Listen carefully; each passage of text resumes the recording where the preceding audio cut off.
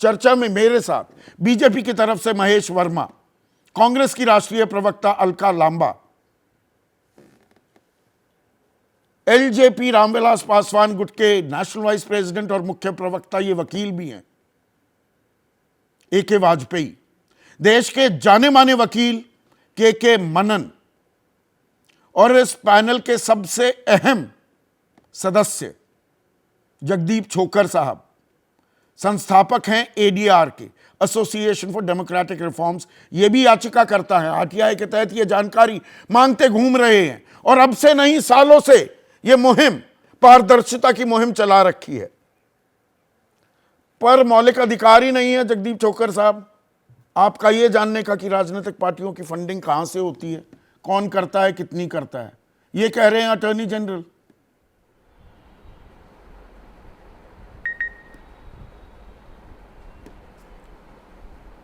देखिए, attorney general साहब ने तो ये लिख के दिया है सुप्रीम कोर्ट में, परसों या कल शाम को उन्होंने जमा किया था। इनसे पहले भी एक और अटॉर्नी जनरल थे, श्री पी वेणुगोपाल, उन्होंने ये बात सुप्रीम कोर्ट में बहस के दौरान कही थी। मैं उस वक़्त कोर्ट में ही था, और जब उन्होंने ये कहा तो कोर्ट में एक्चुअली सन्नाटा सा हो गया था कि ये क्या कह रहे हैं। इसकी सिंपल सा जवाब ये है कि आपने खुद ही कहा कि सुप्रीम कोर्ट के पुराने फैसले के मुताबिक जो लोग चुनाव में उम्मीदवार बनते हैं उनके बारे में मतदाताओं को सब कुछ जानने का अधिकार है। उनकी आर्थिक स्थिति, उनकी शैक्षिक बैकग्राउंड और उनकी आपराधिक बैकग्राउंड, ये जानने का अधिकार तो है। उनके पास कितने पैसे हैं, कितनी संपत्ति है, ये जानने का अधिकार है। लेकिन जो पॉलिटिकल पार्टियां ये फैसला करती हैं कि कौन उम्मीदवार होगा और कौन नहीं होगा, उन पॉलिटिकल पार्टियों में जानने के बारे में जानने का अधिकार बकौल अटॉर्नी जनरल साहब के जनता को नहीं है।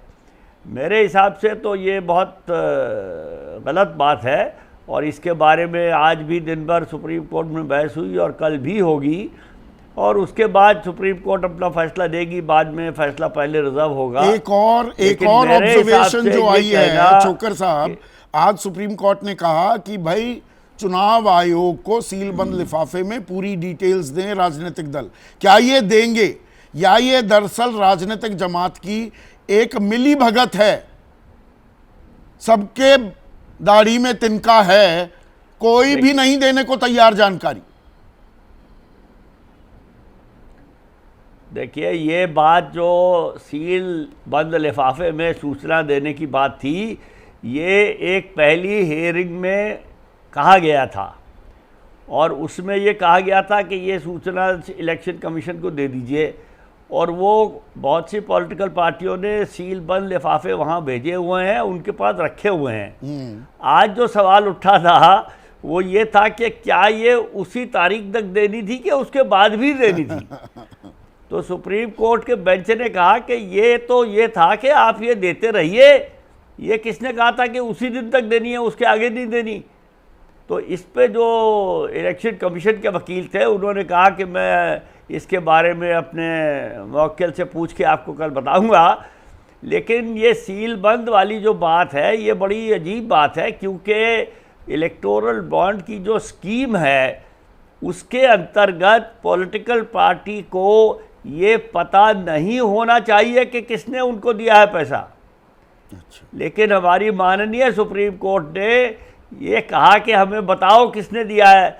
अगर पॉलिटिकल पार्टियाँ उस लिफाफे में ये लिख के दे दें कि जी हमें तो नहीं पता किसने दिया है, हमें इतना पैसा मिला है, तो उनको आप कानूनी तौर पे जिम्मेदार नहीं ठहरा सकते। क्योंकि पॉलिटिकल पार्टी कहे कि भाई हमने सुबह अपने दफ्तर का दरवाज़ा खोला और एक लिफाफा पड़ा हुआ था, उसमें 200 करोड़ के इलेक्टोरल बॉन्ड थे, बॉन्ड पे किसी का नाम तो होता नहीं है।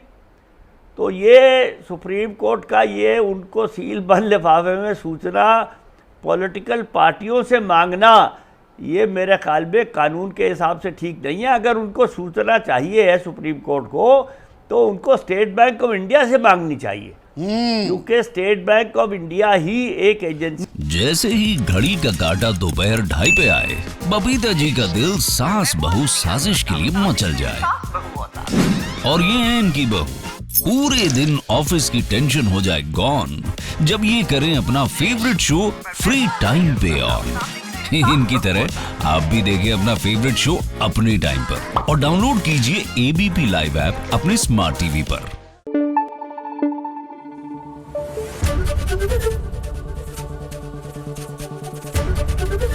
एबीपी न्यूज आपको रखे आगे।